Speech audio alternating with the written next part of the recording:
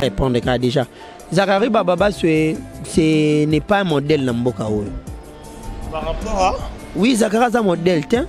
Il y a tout ça, le journalisme, il donne Zakari Bababa. Voilà. Zakari est un modèle. Pourquoi je dis que Zakari est un modèle intégré? Zakari est directeur, est un porte-parole à la francophonie. Selon les explications, il y a un porte-parole à la francophonie. Mais un porte-parole de la francophonie qui ne publie pas les histoires de la francophonie sur sa page Facebook officielle, qui doit être intégré? Eh bien, qui ne doit pas être intégré? Zakari n'a pas une page Facebook, n'a pas un compte Instagram, mais il dit qu'il est intégré. Que Gaulois, ce babi fera zonga, pour moi je préférais habiter à la clôture. Pourquoi la clôture? Parce que Mboka ou Ezaka ya muntu moko te habite à Nebande, il habite à Naksuka. Parce qu'il a amené le banditisme et la délinquance au niveau chronique. Zakari a permis il y a une chronique dans ma finga. Polémique déloyale. La polémique est loyale, c'est déloyauté. Zakari a même polémique déloyale. Dans la chronique du Congo, il a permis à ceux qui vont te roi Sankara, te belé, finga jibe na plateau na. C'est Zakari Mutabandango. Aujourd'hui, les autres journalistes vraiment aux audaces au finga na plateau. Parce qu'il y a un Zakari au Bakopia. Batubayate, au banda bango mabe. Au banda bango mabe. Invitation à ardoise. Mais avec divers. Invitation en bois. Netika Kabasali à mon Joseph Tata Moboko grand menuisier. Invitation en carton. N'a pas follow nango. Jardin d'Éden. Invitation à boy. Bango ya mukolo fait tilata mabe. Maison divers. A Bossa Libinoté, à Tchelibinoté promotion angolais à Pamba, maison Given. Vous êtes trop amoureux du pays. Wow, Given. Vous exagérez. On n'aime pas le pays comme ça. On n'aime pas le pays comme ça. Congolis solo. Salut à tous les internautes de la chaîne Congo et Sengo officiel plus télévision qui veut dire que c'est lors de votre émission Cléji Show, Cléji Moto, émission Topé Sara Show, Bino Bozong c'est l'Arabie Solo, Peboma, Moto Bisoto Pélissi. Vraiment un grand merci à toute l'équipe technique qui m'accompagne aujourd'hui, notamment Armel Ombo, pourquoi pas à Berlin Ngamete, et puis un grand merci surtout à Général Manager Clovis Fimpa, Motema Maman Doris Fimpa, na Pesibino Bambote Belé, pourquoi pas les grands boss Mayamoto, Mayatomo, les seuls boss qui nous restent, na PC Bambote Belé, Papa Mayatomo. Si vous voulez acheter des téléphones, des habits, chaussures, il y a une seule adresse, Maison Jani Tambu Business, sur l'avenue là comme Euro, commune à Kinshasa numéro 52. So bon pour ça, il y a beaucoup de Maison Jani Tambu Business, vous contacter numéro Erobima na écran na bino, pour indiquer bino place au Okuta, la Maison Jani Tambu Business, mais si à Awachibas on peut se bambote belé malgré un peu sur Rabambote. Je ne sais pas si Armel est déjà prêt à fond le langue invité nanga batuba moné dans solana tarik ngangu ngangule to betani masola papa Hervé. En même temps, il y a francophonie. Bonjour Tari. Bonjour Zéis Ekleji mon ami. Bonjour également à tous les abonnés, les internautes de Congo et Sengo Keyo. Vous êtes disséminés à travers le monde entier vraiment. Je suis tellement content et puis très heureux de passer ici et d'avoir répondu à l'invitation à Zéis Tomegosola. Surtout que l'actualité reste dominée par le 9e jeu de la francophonie. Nous sommes en plein stade de mature. Je crois bien que les caméraman, heureusement, illustration, il y a une ambiance dans le stade de mature. Vraiment, Tomegosola. Surtout que dans le 9e jeu de la francophonie, il y a une partie de la culture. Au Wapizana Kati, au Wapipé polémique et moi ming autour de la culture. Vraiment, quant à moi, je dis merci beaucoup à Bato Basouté Narangaï. Na mon niveau nanga la dimfumu mokonza lost na kata Belgique bambote na yo Mopasha Kemba en direct de Paris, Alain Kembe la garçon de disque Papa Ninel bambote na yo, puis Issamou Kendi le Gaulois, Issamou Kendi vraiment chargé à logistique marambu ils bien na ngambo na yo Monte Carlo Papa Atonda Lono tozana Zéis Tomegosola ba question ayi ba réponse yanga eko sala bien. Déjà actualité oblige le jeu de la francophonie, tout le monde Papa Hervé fait Regola à Longwaki. alongwaki déjà na kati ya Jewana, mais Théo Mona Lisusu après conférence de presse, il y a quoi, comment dirais-je, il y a bah propriétaire, il y a G, bah tout va gérer peut-être la francophonie, notamment il y a tout le monde est ministre de la communication, Patrick Mouyaya. 3 ou 4 questions et zongi sur l'absence, il y a fait rigolo à maître Gims, et puis question et réponse, il y a ministre qui a rassuré Batou qui a beaucoup monde à présence, il y a fait rigolo na nuit africain tout éviter côté on a pour nga bandamba mon show. Moi j'aime le show. Moto. Voilà, merci beaucoup Zé, c'est une très bonne question. Déjà, nous sommes très heureux et à accueillir le 9e jeu de la francophonie. Quand j'ai dit nous sommes très heureux, c'est-à-dire la République démocratique du Congo, au Moni, c'est une grande vitrine, il y a un monde entier francophonie. 8e édition Samaki na Abidjan, 7e édition Samaki na Nice na France, 6e édition Samaki na Beyrouth na Liban. C'est-à-dire bah édition Salamara, mais édition Yambalo et Salamaka. Et Salamara, mais cette fois-ci Yambalo est en moi des autres mots organisés. Les autres c'est parce que nous sommes le Congolais, des autres Alada, le modèle Nabiso ou comment? Une très bonne question. Il y a j'ai à Osama na Abidjan, Marambo et Zalarate. Osama na Nice et Zalarate. Osama na Beyrouth. N'a jusqu'à 3 éditions passées. Mambabo et Zalate. Yambalo to yebite parce que ça ils osama et pas ba biso ba congolais. Dans des mentalité ba traitara biso wana to ba tu benda ba osala ngonanko. Déjà francophonie ça rend pour la musique. Francophonie c'est pour les jeux sportifs.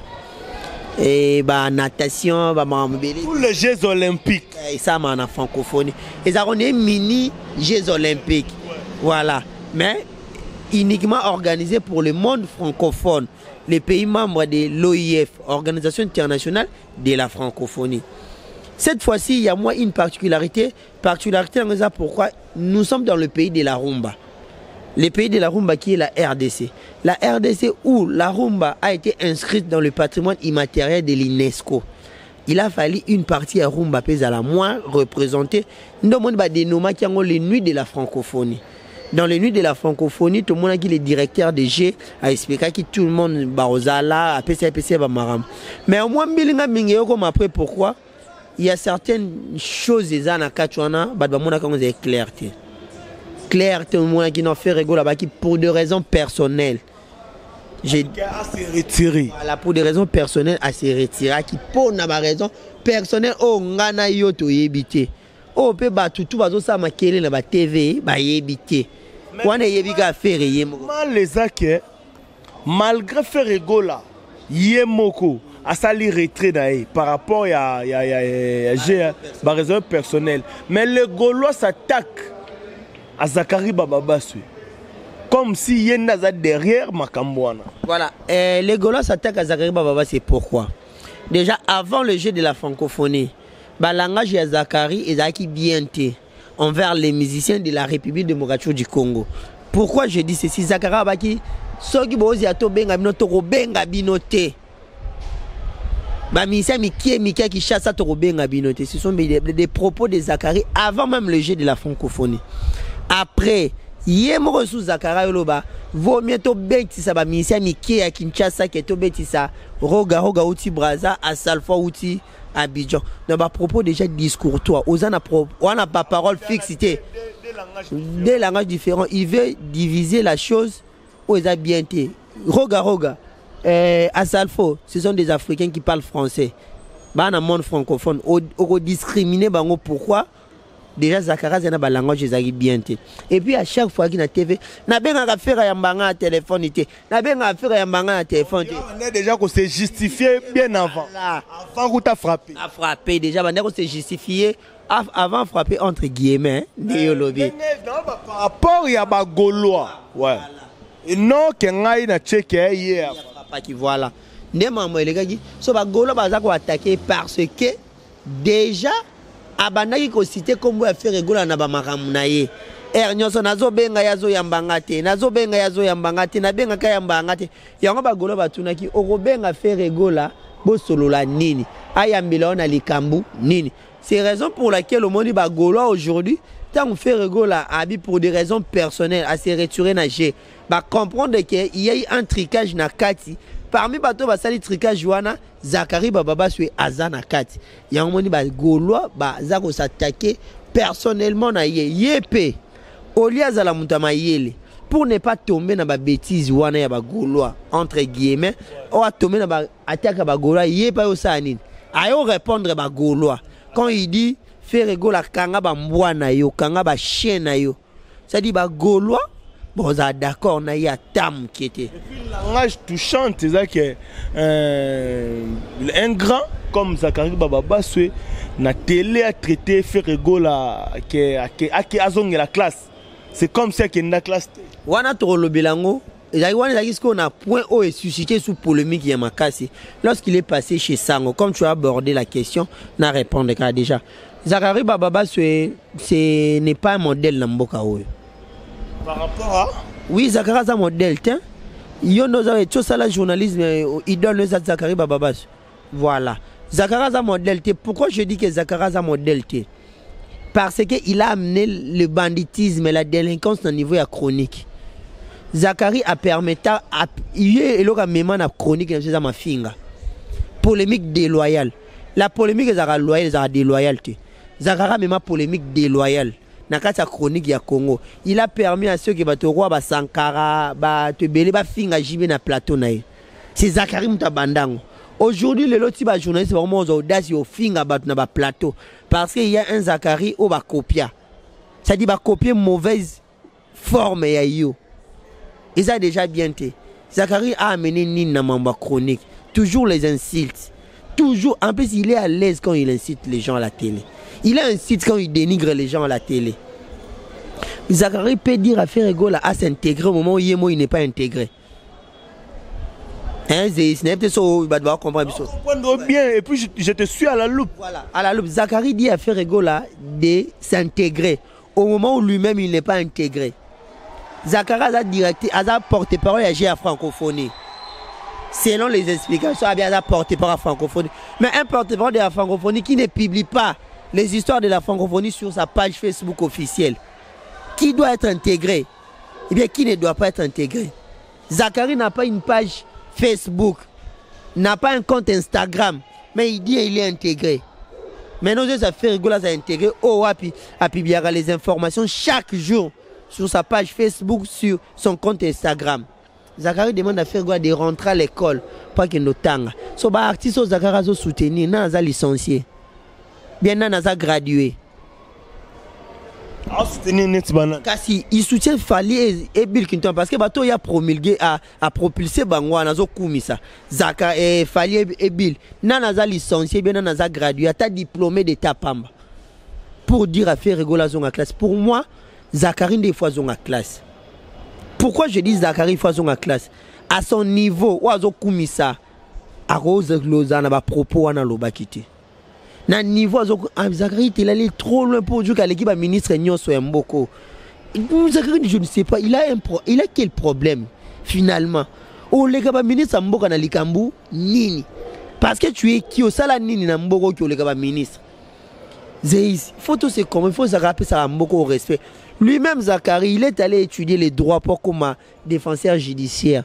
À ça la test, il y a défenseur judiciaire va poser cette question, répondre à ta question, monter choix na question Nyonso. C'est des preuves.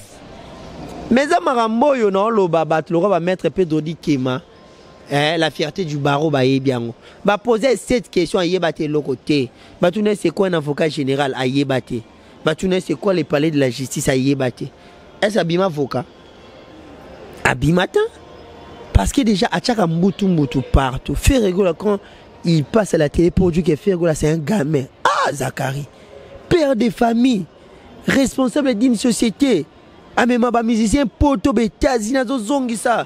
Azo signé ba contrat minene. Maintenant toi tu passes à la télé pour lui traiter d'un gamin.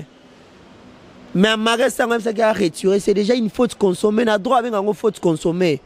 Et puis pour Nangaye, maître Ige Matadi, l'avocat du Barabas, qui est l'avocat de Ferrego là, vous devez porter plainte contre Zakari Bababas pour dénonciation calomnieuse. Quelqu'un qui passe à la télé pour dire que Ferrego la zotina ba gola ba fingaye. Où est la preuve au fait que c'est une dénonciation calomnieuse. On doit l'interpeller. En plus, soit côté d'une affaire de la justice, mais avocat montant on a sambelé na ba propreté na yon. Donc il est mutu oyo to rope ça ba crédit na mboka oté. Il ne mérite pas ba crédit à biso ba jour. Neti Zakara za journaliste tant. RTNC Caribou à l'époque, bah, Club des Stars. Club des Stars à l'époque. C'est un animateur culturel. Un journaliste, moi je suis journaliste, je suis passé par l'IFASIC, je fais 5 ans. Je connais c'est quoi la déontologie puis l'éthique. Zakara a tourné la définition de l'information au Yébangoté. Parce qu'il n'est pas journaliste. C'est quoi une information au Yébangoté? Quelles sont les caractéristiques d'une information au Yébangoté? Parce qu'il n'est pas journaliste. Je te dis des choses vraies. Ça la formation journalisme wapi. C'est un animateur culturel à tant histoire qu'on a bête et puis il dit qu'il a écrit des livres à l'édition L'Harmattan. Zakari. Des livres. Quels sont les titres?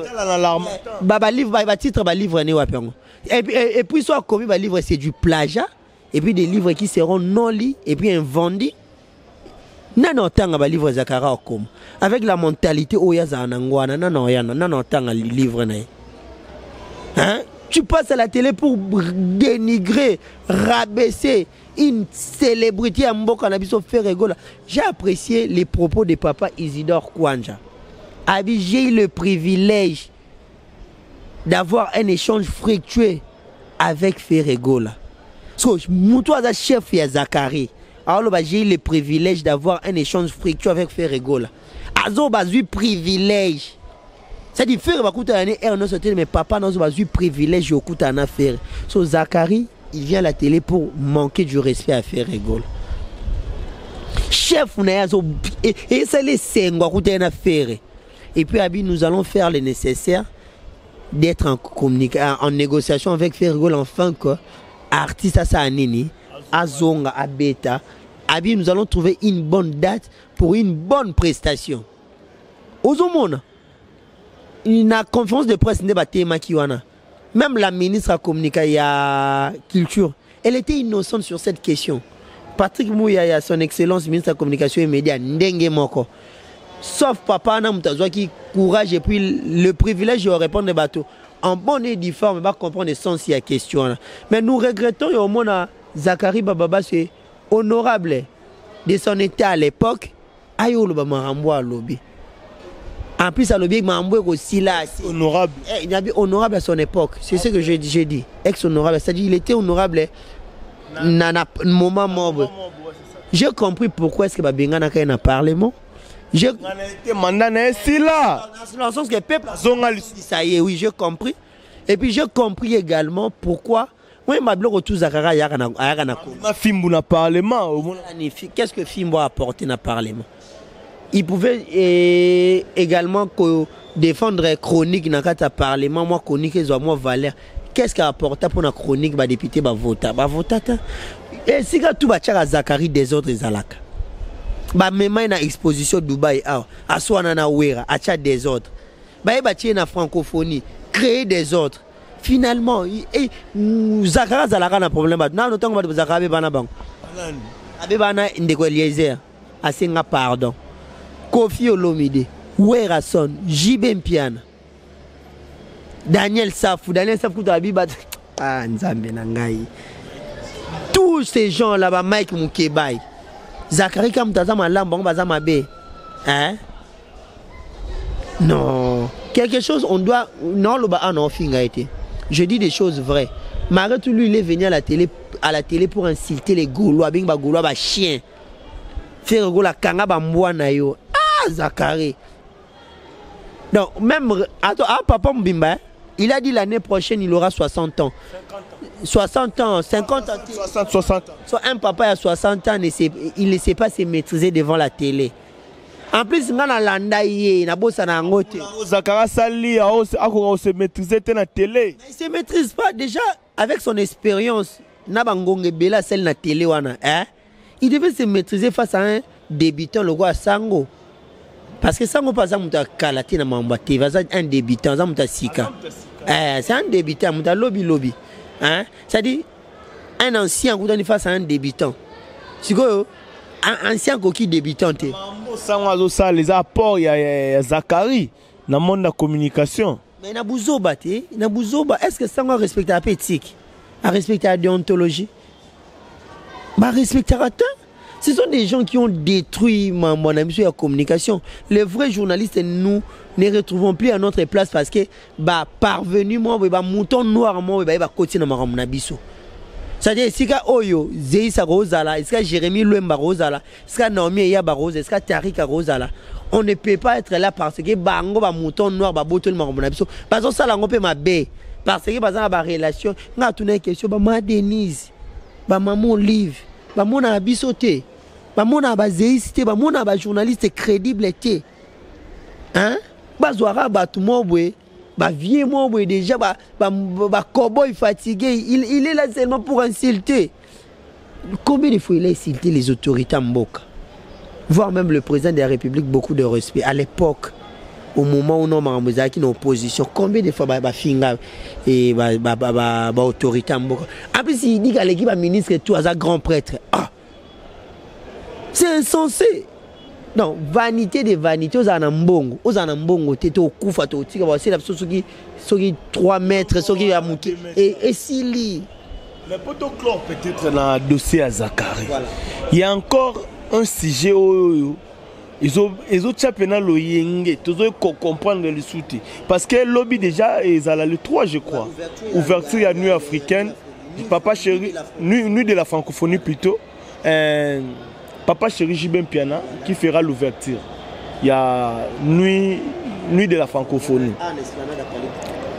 Ferregola. Mamsouba lobby Ferregola zo senga net na monnaie mignon bras publié. Ferrazo senga atanga kombote ngane na cité kombo.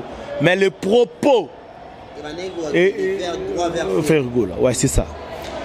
Azo senga le sous zonga na francophonie. Batu ya ferré.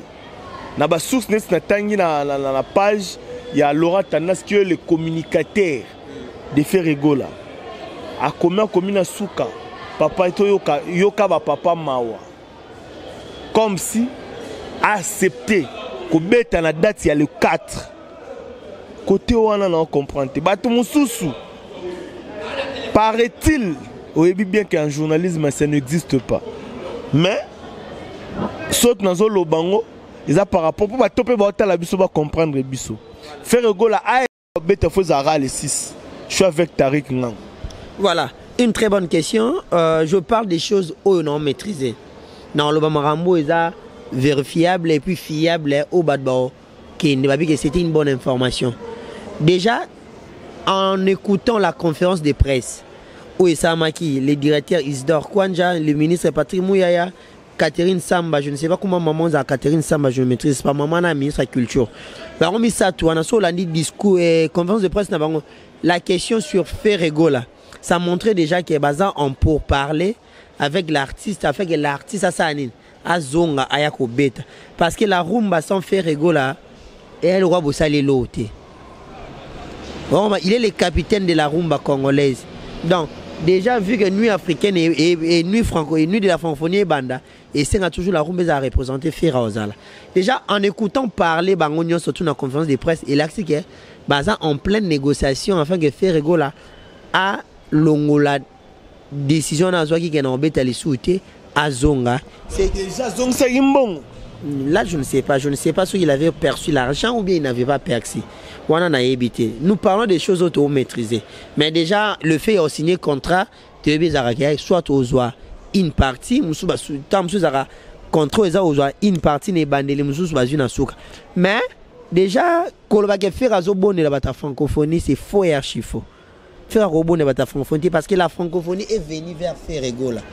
On comprend. C'est la francophonie qui est venue vers Ferregola, c'est pas Ferregola qui est venu vers la francophonie. Tant pas Longwe, à Longwe na yemoko. Si bazo bon de la Ferregola zonga parce que ba yebi valeur ya ferre na francophonie. Tu nous confirmes que bazo bon de là. Mais toyo ki ministre na directeur Isidore Kwanza bazo lobango. Balobi les négociations. Si le directeur Isidore Kwanza qui a les calçons na télété. Non peut qui c'est. Là je te donne l'information. Moi je ne sais pas trop, c'est lui le patron du G. Non peut qui ça. Là je ne maîtrise pas parce que il est à tout moment là pour répondre à ma question et biso ba journaliste. Bon, je ne sais pas ce ba pexé mais au moins na marambo à Lobaki abi nous sommes en négociation plutôt avec Ferrego là afin de pouvoir trouver une bonne date pour une bonne prestation pour na Ferrego là ça bangonde bazo du Ferrego là. Donc Ferrego a déjà une décision qui na robeta les souter pour des raisons personnelles. Moi je crois que la phrase qui a et comme ici pour des raisons personnelles. Même les intellectuels entre guillemets bazo comprendre que Zakari va te belé parce que Zakari n'est pas un intellectuel déjà. C'est quelqu'un qui accompagne les intellectuels. Être licencié on va te aux intellectuels, va te belé ba somba ba diplôme. Ah il peut être parmi les gens ba somba ba diplôme. C'est un monsieur, un aîné au tout en respect naïe, mais si quelqu'un vient déconner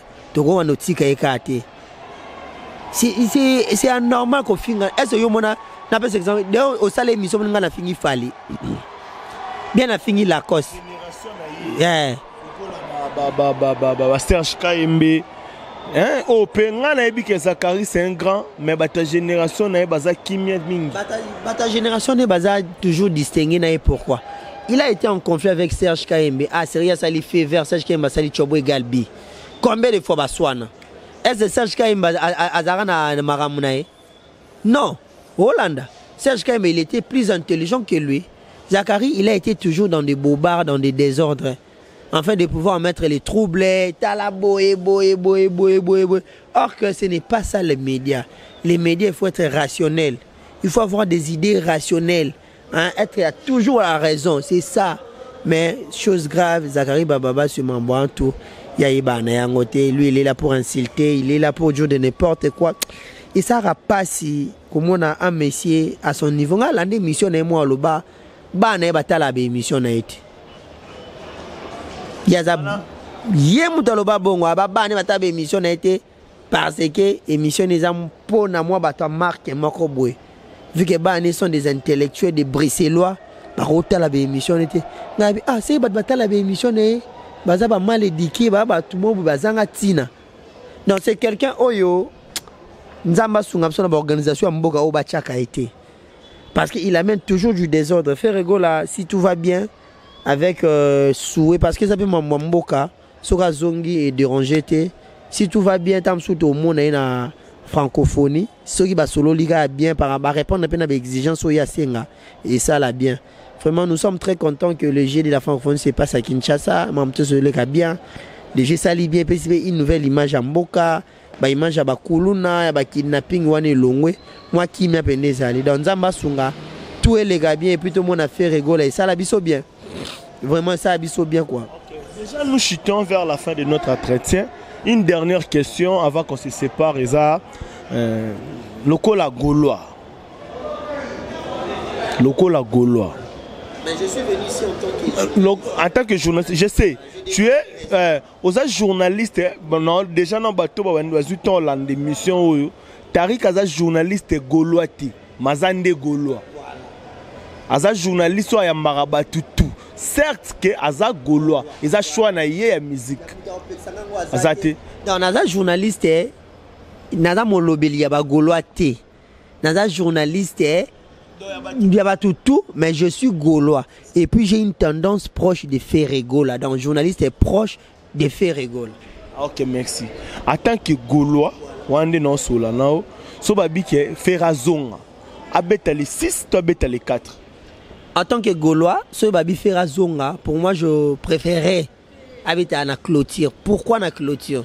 Parce que mboka o ezaka ya muntu moko te abeta ne bande, abeta pe na ksuka. Non. Nous avons beaucoup d'artistes ici dans Mboka Nabiso. Nous avons des ambassadeurs culturels comme des Kofi Olomide. Associés dans Marambote. Allez-y comprendre. C'est un manque de respect pour la culture Yamboka. Tu as des roi Werason. Ou associés dans Marambote. C'est un manque de respect. Tu as des locaux là. Hein? Papa Janon Bombenga. Banamboko. Grand basé belé. Comment besoin de mouton na débit. Boché pe na fin. Et si mbate ponanga. À une seule condition en tant que Gaulois, faire Gaulois sur la zone, habiter na souka. Jour à clôture les 6, c'est tout. Déjà, nous sommes à la fin de cette émission. Merci na batuto balingara biso, merci na batuto balingara, merci na babonné na biso. Challenge à 20K, so to komi na 20K. Tout ce qu'elles sont à 2500 comme ça, so 1500 pour tout na 20K. Et ça l'a bien. Toko mambo mona plateau sika mambuto changer plateau sika ba image sika mambuto sika. Rapidement Tariq Ngangu ba dédicace nayo par rapport. Voilà, merci beaucoup Clégie Zeis mon ami, vraiment c'est un grand plaisir d'être sur le plateau à Keyo. D'accepter.